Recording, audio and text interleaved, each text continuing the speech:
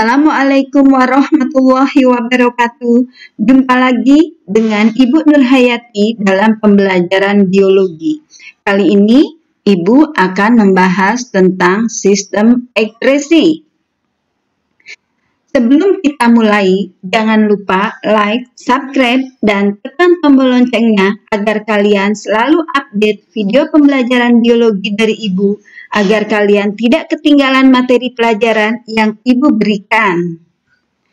Tubuh kita ibarat sebuah mesin, yang di dalamnya terjadi berbagai macam proses. Salah satunya adalah proses metabolisme. Agar proses metabolisme dapat berlangsung, tubuh kita memerlukan makanan dan oksigen untuk menghasilkan energi. Dari adanya proses metabolisme tersebut, hasil sampingnya adalah sampah metabolisme yang harus dikeluarkan dalam tubuh kita. Pengeluaran dalam tubuh kita meliputi beberapa sistem. Yang pertama adalah sistem ekskresi, yaitu pengeluaran sampah metabolisme dari tubuh berupa CO2, keringat, dan urin. Yang kedua, sistem sekresi, yaitu pengeluaran zat yang dibutuhkan oleh tubuh dari kelenjar seperti hormon. Yang ketiga adalah defekasi, yaitu pengeluaran sisa pencernaan makanan yang tidak dapat diserap oleh tubuh berupa feses. Sistem ekskresi. Organ ekskresi meliputi ginjal, kulit, hati, dan paru-paru. Fungsi ginjal. Yang pertama, pengeluaran sisa zat organik, misalnya urea, asam urat, kreatin, amonia, serta produk penguraian hemoglobin dan hormon. Yang kedua, pengeluaran zat racun yang berasal dari obat-obatan, zat kimia asing, zat adiktif, dan polutan. Yang ketiga, pengaturan keseimbangan konsentrasi ion-ion penting di dalam tubuh seperti natrium, kalium, kalsium, magnesium, sulfat, dan fosfat. Yang keempat, pengaturan keseimbangan asam dan basa melalui ekskresi ion hidrogen, bikarbonat, dan amonium. Yang kelima, penjaga tekanan darah melalui pengaturan pengeluaran air dan garam. Yang keenam, pengaturan produksi sel darah merah di dalam sumsum tulang dengan melepaskan hormon eritropoietin. Yang ketujuh adalah pengendalian konsentrasi nutrisi darah seperti glukosa dan asam amino. Yang kedelapan, mengubah vitamin D inaktif menjadi vitamin D aktif. Ginjal merupakan organ utama yang memproduksi urin. Ginjal berjumlah sepasang, terletak di belakang perut sebelah kanan dan kiri dari tulang belakang, di bawah hati dan limfa. Bagian-bagian ginjal meliputi lapisan korteks, lapisan medula, pelvis renalis atau ruang ginjal. Di luar ginjal terdapat saluran ureter, saluran yang mengeluarkan urin yang telah diproduksi dari ginjal. Ada pembuluh darah arteri ginjal, pembuluh darah vena ginjal. Struktur ginjal. Bila kita perhatikan, ginjal bagian dalamnya terdapat lapisan paling luar ini disebut dengan lapisan korteks atau renal korteks. Lapisan paling dalam itu disebut dengan renal medula atau lapisan medula ginjal. Pada ginjal terdapat banyak sekali nefron. Nefron merupakan unit-unit terkecil penyusun ginjal.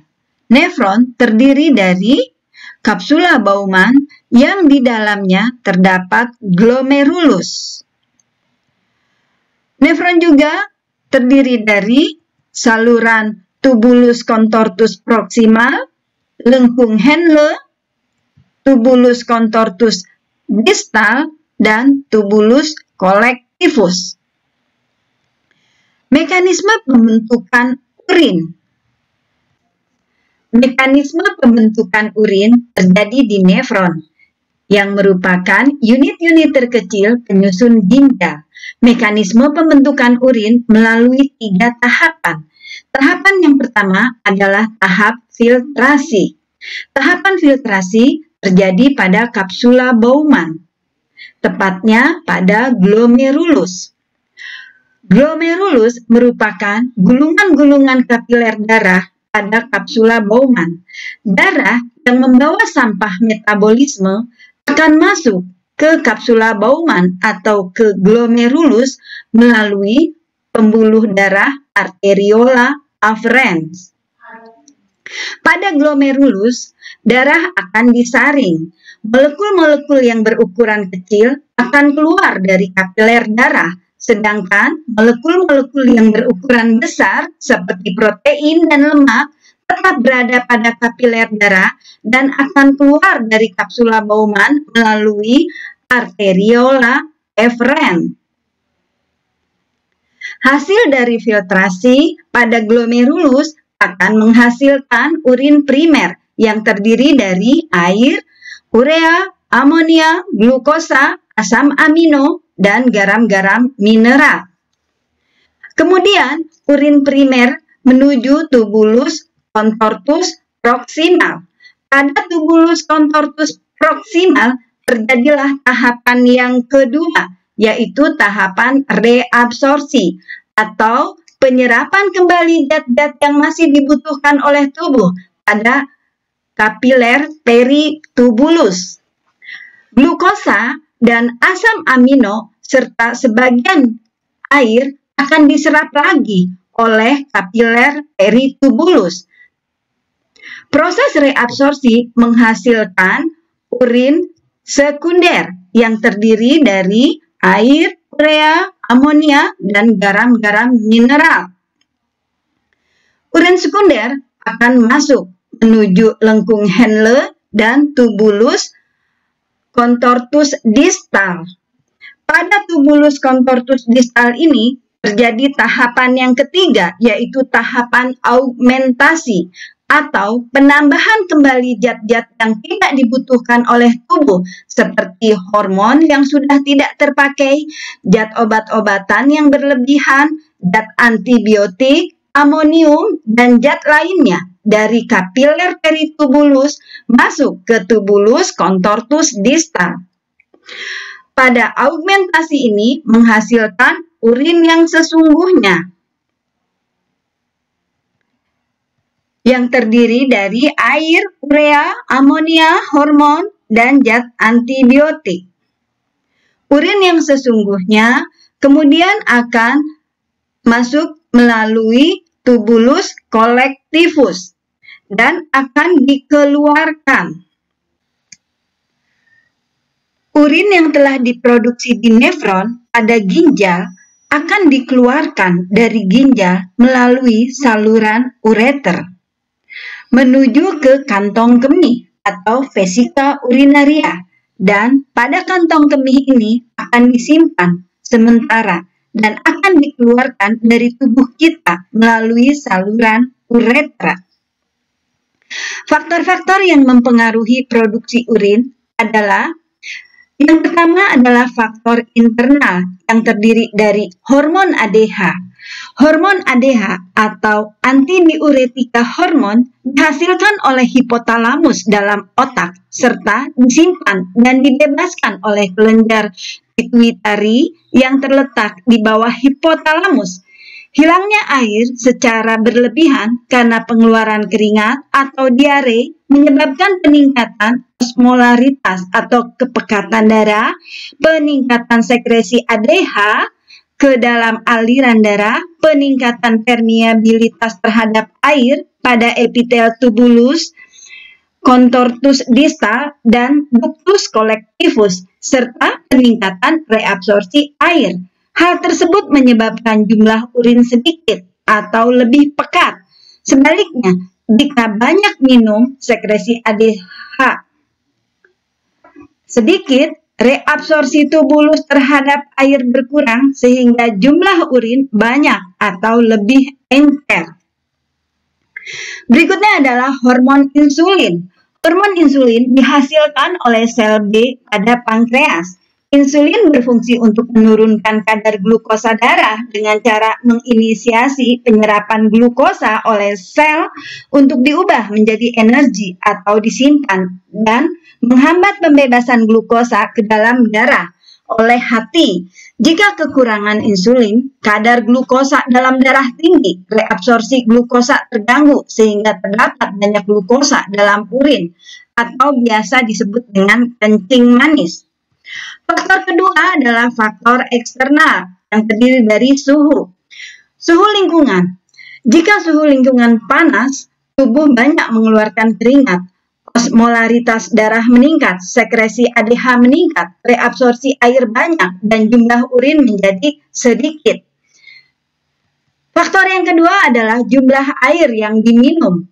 Jika banyak air minum, osmolaritas darah menurun, sekresi ADH menurun, reabsorpsi air sedikit, dan jumlah urin menjadi banyak. Yang ketiga adalah alkohol. Alkohol dapat menghambat pembebasan ADH sehingga menyebabkan kandungan air dalam urin berkurang. Tubuh mengalami dehidrasi dan rasa sakit. Sebelum Ibu lanjutkan, Ibu akan memberikan soal terlebih dulu. Yang pertama, jelaskan mekanisme pembentukan urin. Yang kedua, faktor-faktor apa saja yang mempengaruhi produksi atau pengeluaran urin. Untuk dapat menjawabnya, marilah kita lanjutkan menyimak video penjelasan dari Ibu berikut ini. Organ ekskresi berikutnya adalah kulit. Kulit terdiri dari beberapa lapisan. Lapisan yang pertama adalah lapisan epidermis, yang kedua lapisan dermis, dan yang ketiga adalah lapisan hipodermis atau lapisan subkutan. Pada kulit juga terdapat kelenjar minyak, kelenjar keringat, pembuluh darah arteri, pembuluh darah vena, dan helaian rambut. Pada lapisan epidermis terdiri dari 5 lapisan yang terdiri dari stratum corneum, merupakan lapisan epidermis paling atas dan terdiri atas 25-30 lapisan sisik dari sel-sel yang tidak hidup. Lapisan ini akan diganti oleh sel-sel dari dasar ke atas setiap 15-30 hari. Stratum lucidum merupakan lapisan jernih dan transparan yang terdiri atas 4-7 lapis sel-sel pipih tidak berinti yang mati dan hampir mati. Stratum granulosum terdiri atas 3-5 lapisan sel-sel bergranula yang merupakan prekursor dalam pembentukan keratin. Stratum spinosum merupakan lapisan sel-sel spina atau tanduk yang memiliki tonjolan penghubung intraseluler. Stratum germinativum merupakan lapisan sel-sel yang melekat pada jaringan ikat. Lapisan dermis terdiri atas 2 lapisan jaringan ikat, yaitu lapisan papilar yang merupakan jaringan ikat areolar renggang dengan fibroblast, sel Mas, dan makrofag. Lapisan retikuler tersusun dari jaringan ikat irreguler yang rapat, kolagen, dan serat elastis. Sedangkan pada lapisan hipodermis atau lapisan subkutan terdiri atas banyak sel lemak, pembuluh darah, dan ujung-ujung saraf. Fungsi kulit. Yang pertama sebagai perlindungan, yaitu melindungi tubuh dari mikroorganisme, radiasi matahari, iritasi, kimia, dan gangguan mekanik. Yang kedua sebagai organ ekskresi, yaitu mengeluarkan lemak dan keringat yang mengandung air, garam, urea, serta ion-ion seperti natrium. Yang ketiga, pengatur suhu tubuh oleh kelenjar keringat dan pembuluh darah. Yang keempat, sebagai penerima rangsang, karena pada kulit juga terdapat sel-sel saraf reseptor yang dapat menerima rangsang. Yang kelima, sebagai tempat terjadinya proses metabolisme, yaitu mensintesis vitamin D dengan bantuan sinar matahari dan menyimpan lemak sebagai sumber energi cadangan. Mekanisme pengeluaran keringat. Proses pengeluaran keringat diatur oleh hipotalamus di otak. Bila suhu panas akan mempengaruhi hipotalamus untuk menghasilkan enzim bradikinin yang berfungsi sebagai vasodilator yang mempengaruhi pelebaran pembuluh darah dan kelenjar keringat. Jika darah yang melalui hipotalamus melebihi batas normal atau panas, rangsangan suhu panas tersebut diteruskan oleh saraf simpatis ke kulit. Pembuluh darah akan berdilatasi atau melebar. Aliran darah ke permukaan kulit meningkat sehingga terjadi konduksi panas di bagian permukaan dan membuang panas. Kelenjar keringat juga menjadi aktif untuk menyerap air, garam mineral, serta sedikit urea dari kapiler darah yang kemudian mengirimkannya ke permukaan kulit dalam bentuk keringat. Sehingga terjadi penguapan meningkat dan suhu badan akan turun.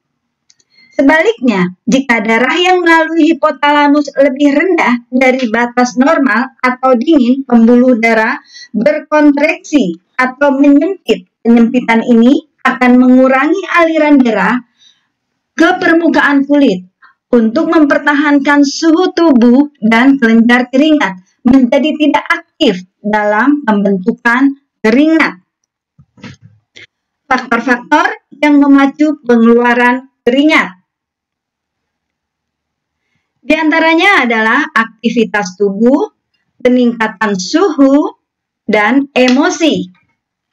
Seseorang yang bekerja keras dan terkena pancaran matahari yang sangat terik akan mengeluarkan keringat yang banyak. Marah dapat menyebabkan pembuluh darah melebar sehingga meningkatkan pengeluaran keringat.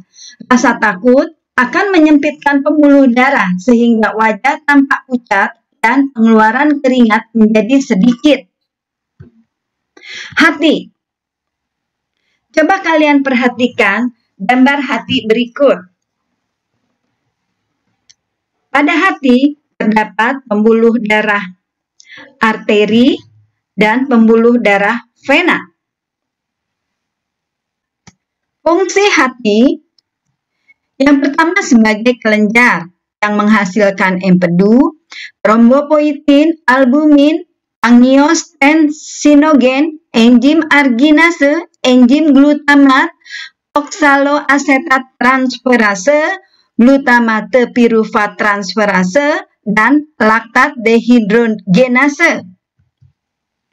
Yang kedua, menyimpan glikogen, lemak, zat besi, zat tembaga, vitamin A, vitamin D, vitamin B12, mengaktifkan vitamin D sebagai fagosit bakteri yang dilakukan oleh makrofag sel Kupffer, degradasi hormon insulin dan beberapa hormon lainnya, dan degradasi amonia menjadi urea. Sedangkan fungsi dari paru-paru, yang pertama sebagai organ pernafasan dan yang kedua sebagai organ ekskresi.